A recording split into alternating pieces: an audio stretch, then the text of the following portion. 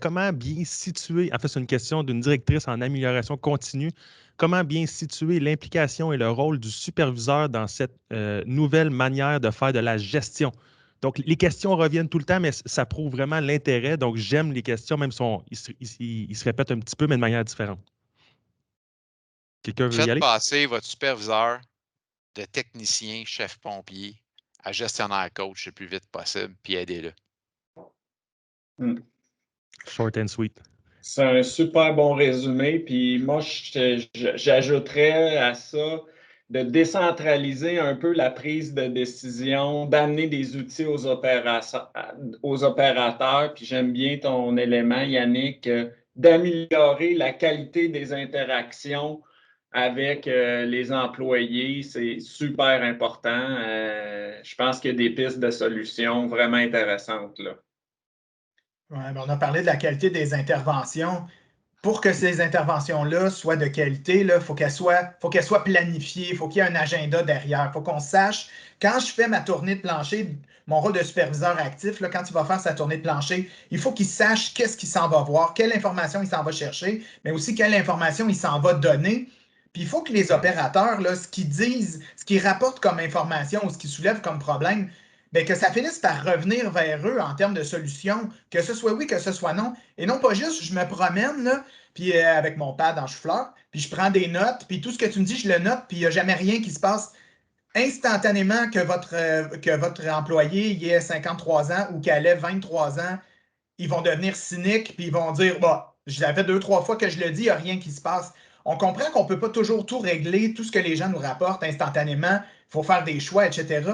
Mais il y a une façon d'animer cette démarche-là, puis il y a une façon de reboucler la boucle pour que ce soit constructif et positif pour les gens.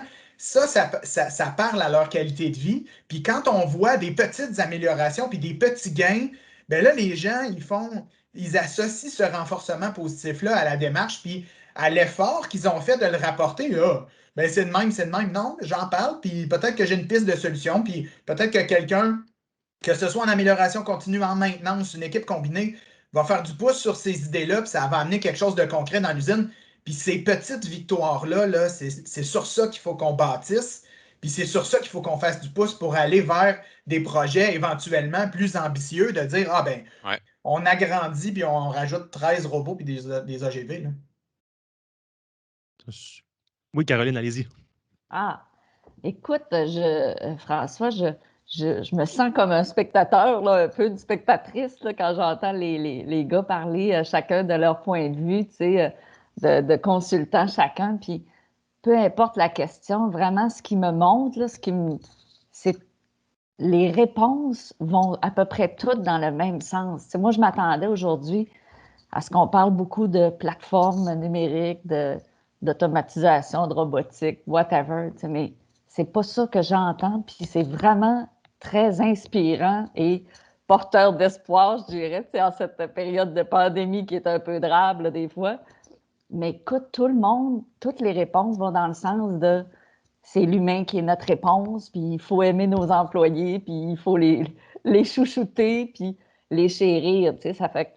Puis on entend souvent la pénurie de main-d'œuvre de ce temps-ci comme étant la grosse plaie, mais malheureusement, ce que j'entends, c'est qu'on ne pourra jamais s'en passer. Ça fait, ça me fait penser à un collègue qui me dit souvent, tu sais, Caroline, ce client-là, s'il n'aime pas le monde, il serait mieux de mettre son argent en banque plutôt que d'avoir une usine et de l'exploiter parce que autant de machines et de plateformes que tu vas mettre en route, ça va te prendre quand même toujours des humains puis des humains engagés qui font partie de ton équipe puis que tu traites comme ta famille. Tu sais. Fait que c'est ça que j'entends puis je trouve ça vraiment rafraîchissant puis très positif. Ça fait qu'écoute, messieurs, je n'en aurais pas cru autant de la conversation que vous avez. Bravo. Merci. C'est aussi de valoriser la matière grise des employés, des ressources humaines qui sont, encore aujourd'hui, des dizaines et des centaines et des milliers de fois plus intelligents que n'importe quelle machine. Il faut juste te le rappeler. Là, on n'a pas parlé de techno, c'était ça le but. J'étais vraiment content qu'on parle de l'humain. Mais l'intelligence artificielle, là, aujourd'hui, c'est pas encore, oui, pour certaines applications très, très, très, très, très précises, mais pour opérer une usine aujourd'hui, c'est pas encore ce qui va faire en sorte que ça va opérer demain les lumières fermées. Là. Ce qui m'amène en Ouais. fait à la conclusion. Et puis, en concluant, là, j'aimerais d'un vous remercier. Merci d'être là, d'être venu aujourd'hui, d'être venu discuter d'un sujet que je vois clairement qui nous passionne tous et toutes. Et puis, j'aimerais en fait remercier les firmes, mais aussi, en terminant, si vous voulez prendre une petite minute pour... C'est quoi vos souhaits? C'est quoi votre souhait au niveau de l'excellence opérationnelle puis du management? Caroline l'a très, très bien fait. Mais si vous avez un souhait en expliquant votre firme, en rappelant votre firme à tout le monde, là, on pourrait conclure comme ça. Éric Saint-Laurent de Mercure, moi, bougez, arrêtez d'hésiter, ciblez vos enjeux importants, projet pilote, on est en action. Sur notre site web, là, il y a plein d'articles de blog, mercure.ca, qui répondent là, à ce genre de questions-là. Allez chercher de l'information, de l'aide, mais bougez. Le statu quo, là, ce n'est pas une option. Super, merci Eric.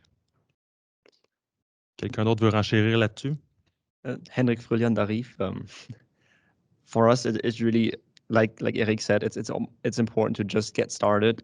If any company is a little bit too scared or hesitant of getting started, just reach out to us or anybody else here, and just try to get in contact, see what you can do, and get maybe a first consultation to see where you can go in the future. And I think any step in the direction of Industry 4.0 is going to be a step that is going to have huge payoff in the future. It doesn't matter if it's going to be an OD Cut 0.0 where you get great subventions or any other kind of project. So I would just encourage everybody to just get started and make the first step to digitize their companies. Effectivement, super. Merci, Hendrik. Yannick, Mathieu, un qui veut se lancer? Les deux laissent la parole. Ah, écoute, merci Mathieu, je vais le prendre. Je voulais laisser Eric parler en premier parce que off-record, le premier point que tu avais amené, on a tous été d'accord en partant. On ne se connaissait pas sur urgence d'agir. Puis je pense qu'on est tous à la même place. Il faut commencer, il faut bouger. Ça fait des années qu'on le dit, donc on vous encourage. Puis on est là, je pense, tous pour vous aider là-dedans. Deuxième point, avant de parler de Proaction en quelques secondes, je veux juste remercier Digifab. Ça aussi, c'était off-record, mais je le dis, c'est le premier podcast à vie dans mon cas. J'ai adoré l'exercice. C'est extrêmement enrichissant. Non seulement j'ai adoré l'exercice, Caroline, vous l'avez bien apporté. Je me suis présenté en me disant il y a deux éléments quand je disais les questions qui revenaient. C'est là, on n'a pas le choix, il faut augmenter la productivité et la rentabilité, on le sait. Puis deux, il ne faut pas oublier le volet humain, qualité de vie des gens. Puis je trouve que c'est ressorti dans nos discussions. Donc, je suis en zone de moyen confort dans le sens qu'il y a tellement de changements. On est tous à la même place. On veut l'attaquer de la bonne façon, mais productivité, qualité de vie de nos gens. En entreprise, si je peux laisser un défi pour les entreprises, est-ce que vous avez une bonne vision aujourd'hui de votre performance, c'est quoi? Et jusqu'où vous pourriez aller? Et si vous augmentiez votre performance, qu'est-ce que vous en feriez? Puis deuxième, on a parlé de l'humain. C'est quoi votre maturité de gestion aujourd'hui? En tant qu'équipe, je ne parle pas d'individu, en tant qu'équipe, à quel point on est bon à piloter la performance au quotidien et à créer les conditions pour gagner. Puis évidemment, oui, je vais être un bon ambassadeur Proaction, même je considère tous les intervenants ici qui étaient hyper positifs. Je suis quand même de chez Proaction. Vous pouvez aller voir notre site, proaction.com, proactioninternationale.com, excusez-moi. Et si vous êtes intéressé à être guidé sur comment analyser la situation puis voir qu'est-ce qu'on peut attaquer pour vous aider, évidemment, ça nous fera plaisir. Puis vous pouvez me contacter personnellement aussi. Là, nos courriels vont sûrement être là pour échanger. C'est un sujet, comme vous avez peut-être vu le voir aujourd'hui, qui nous passionne tous ici autour de l'appel. Et Mathieu, Caroline, si vous voulez. Merci, effectivement, merci encore pour l'opportunité. Très formateur pour nous. Puis c'est le fun de voir aussi les points de vue là, de gens qui travaillent dans la même business que nous un peu, mais qui ont des points de vue et des moyens différents d'y parvenir. Là. Je vais m'éloigner de mes compétences sources là, de gars d'automatisation pour ma conclusion. Posez-vous la question. Ayez pas peur de vous interroger sur comment est-ce que ma stratégie commerciale puis ma stratégie manufacturière sont arrimées.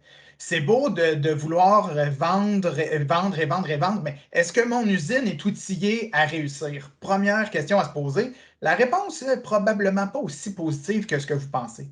Une fois que vous aurez fait ce constat-là, on a parlé de plan d'action, on a parlé de vision. demandez-vous, puis faites-vous aider. Vous avez un quotidien d'entreprise manufacturière, là, je suis un ancien directeur d'usine, on le sait, c'est quoi le quotidien d'une usine. C'est pas vrai que vos gens ont le temps de prendre et de porter à bras-le-corps les analyses, l'implantation, la mise en place de solutions, les formations, etc.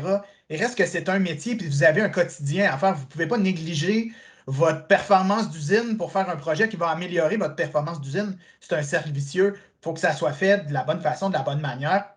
Pas que vous n'avez pas les compétences, mais soyons réalistes, là, vous n'avez pas le temps de le faire, puis vous n'avez pas l'énergie. Yannick a parlé 2-3 fois de qualité de vie au travail. Là. De passer de 62 heures à 74 heures, là, ça n'aidera pas personne pour piloter un projet.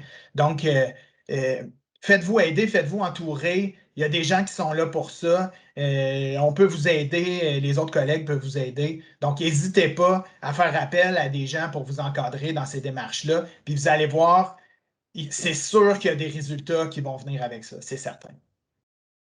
Puis si je peux juste me permettre pour compléter, Caroline Bergeron de chez Progima, moi aussi, j'apprécie énormément l'effort que Digifab QG a fait pour rassembler mes compétiteurs, collègues, bref, 3 firmes, 4 firmes comme ça qui peuvent aider les manufacturiers du Québec. Là. Alors, très belle initiative. Merci. C'est vraiment le fun de pouvoir.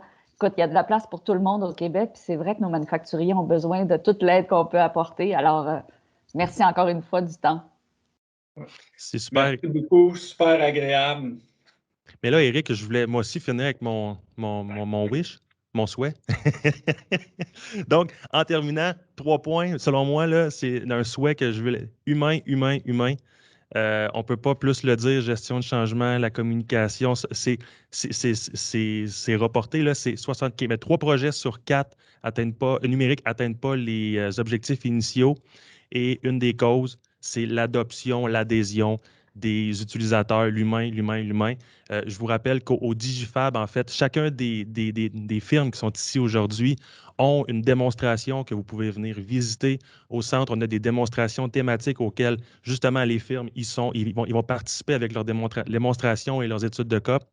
Et on a des démonstrations tant aide aux opérations que monitoring et tableau de bord qui s'en viennent dans les prochaines semaines. Donc, sur ce, merci beaucoup. C'était vraiment très enrichissant. J'ai vraiment aimé, comme Caroline a dit, qu'on avait une vision commune sans le savoir. Donc, c'est super. Merci et puis bonne journée.